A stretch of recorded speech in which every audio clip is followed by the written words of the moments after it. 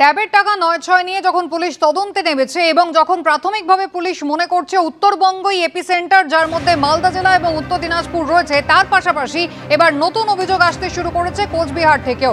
কোচবিহারও সেই একই পদ্ধতিতে ট্যাব কেলেঙ্কারি, এক স্কুলের টাকা পৌঁছে গিয়েছে অন্য স্কুলের অ্যাকাউন্টে, এমনটাই অভিযোগ। কথা বলবো, শুভেন্দু ভট্টাচার্য রয়েছেন আমাদের সঙ্গে। শুভেন্দু, কি অভিযোগ?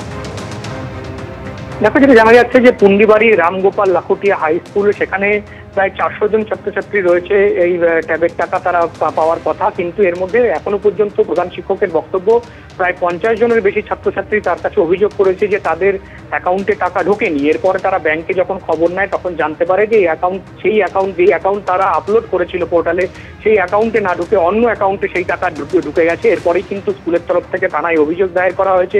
ইতিমধ্যেই পুলিশ তদন্ত শুরু করেছে এবং যেটা জেলা শিক্ষা দপ্তর সূত্রে খবর, কোচবিহারে শুধুমাত্র এই পুন্ডিবাড়ির এই স্কুলে নয়, আরো কয়েকটি স্কুল থেকেও কিন্তু এমন অভিযোগ আসতে শুরু করেছে এবং জেলা ডিআই যিনি জানিয়েছেন যে পুরো বিষয়টি তারা খতিয়ে দেখছেন এবং কটা ছাত্রছাত্রীর এরকম টাকা অন্য অ্যাকাউন্টে ঢুকে গেছে এখনো তাদের কাছে সেটা পরিষ্কার চিত্র ফুটে ওঠেনি, কারণ এখনো অনেক জায়গা থেকে অভিযোগ আসতে শুরু করেছে।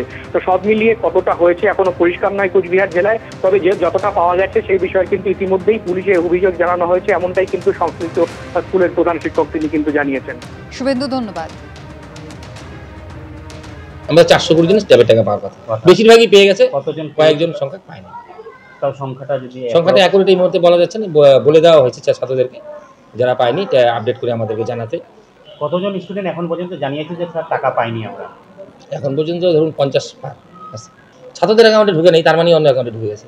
তারপরে আমরা ব্যাংকে গিয়েছি, যে বিভিন্ন যে অ্যাকাউন্টগুলো অন্য অ্যাকাউন্টে ঢুকেছে সেগুলো আমরা চিঠি করেছি ব্যাংকে, সেগুলো হচ্ছে ফ্রিজ করতে বলেছি। এখন আমরা তো ঠিকঠাক যখন কম্পিউটারে মিল করে আমরা অ্যাকুরেট অ্যাকাউন্ট মিলিয়ে দিয়েছি, কারণ কোন পর্যায়ে গিয়ে ঘটেছে সেই জায়গাটা আমরা খুঁজে পাচ্ছি না, এটা তো তদন্তের বিষয়। ট্যাব দুর্নীতির এপিসেন্টার কি তাহলে মালদা এবং উত্তর দিনাজপুর? চোপড়া থেকে নূর আলম নামে গ্রেফতার হয়েছেন আরও এক ব্যক্তি।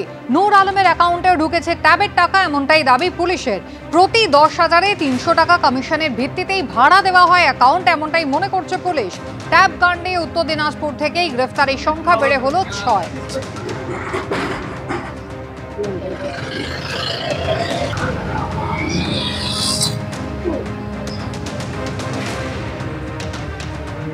ট্যাব কেলেঙ্কারিতে তাহলে কি একেবারে মালদা এবং উত্তর দিনাজপুরই এপিসেন্টার? এই প্রশ্ন কিন্তু ইতিমধ্যেই উঠতে শুরু করেছে, কারণ চোপড়া থেকে আরও একজন গ্রেফতার হচ্ছেন যার নাম নূর আলম। এর ব্যাংক অ্যাকাউন্টেও কিন্তু ট্যাবের টাকা ঢুকেছে, এমনটাই দাবি করছে পুলিশ। প্রতি 10,000 টাকায় 300 টাকা করে কমিশনের ভিত্তিতেই অ্যাকাউন্টগুলি ভাড়া দেওয়া হতো, এমনটাই পুলিশের অনুমান। ট্যাব কাণ্ডে উত্তর দিনাজপুর থেকে গ্রেফতারির সংখ্যা বেড়ে হলো 6। এর আগে মালদা থেকে প্রায় 5 জনকে পুলিশ গ্রেফতার করেছে, আর উত্তর দিনাজপুরে গ্রেফতারির সংখ্যা বেড়ে হয়েছে 6। তাহলে এই মূল ট্যাব কেলেঙ্কারির যে এপিসেন্টার, সেটা কি একেবারে উত্তরবঙ্গ কেন্দ্রিক? এই প্রশ্নই উঠছে।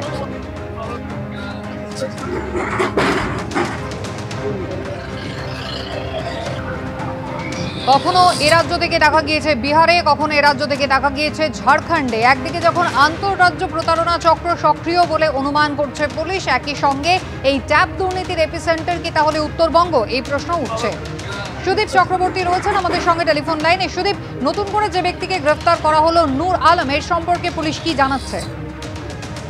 দেখো, এখনো পর্যন্ত পুলিশের সঙ্গে যতটুকু কথা হয়েছে, পুলিশ কিন্তু সরাসরি আমাদের সঙ্গে কথা বলতে চায়নি। তবে পুলিশ সূত্রে যেটা আমরা জানতে পেরেছি, নূর আলম নামে যেই ব্যক্তিকে গ্রেফতার করা হয়েছে তার শারীরিক অবস্থা খারাপ থাকে, তাকে কিন্তু ইতিমধ্যে ইসলামপুর মহকুমা হাসপাতালে ভর্তি করা হয়েছে এবং সেখানে আমরা ছবি করতে গেলে পুলিশ কিন্তু আমাদের বাধা দেয়। পাশাপাশি তোমাকে বলি, এই নিয়ে কিন্তু শুধু চোপড়া থেকেই কিন্তু মোট 6 জন, এই ট্যাব কেলেঙ্কারি থেকে 6 জনকে গ্রেফতার করেছে। নূর আলম তার একটা চা বাগান রয়েছে, ছোট্ট একটা চা বাগান রয়েছে, তার সঙ্গে আমরা কথা বলেছিলাম। সে কিন্তু যেটা জানিয়েছে যে সে এর মধ্যে সে কিছুই জানে না। তাকে স্থানীয় এক ব্যক্তি বলেছিল যে তার একটা অ্যাকাউন্ট ইউজ করে ব্যবহার করবে, সে সম্মতি দেওয়ার ফলেই কিন্তু আজকে এই যে বেকায়দা তিনি পড়েছেন সেটা কিন্তু আমাদের পরিষ্কারভাবে জানিয়ে দিয়েছেন। কুসুমিতা, ধন্যবাদ।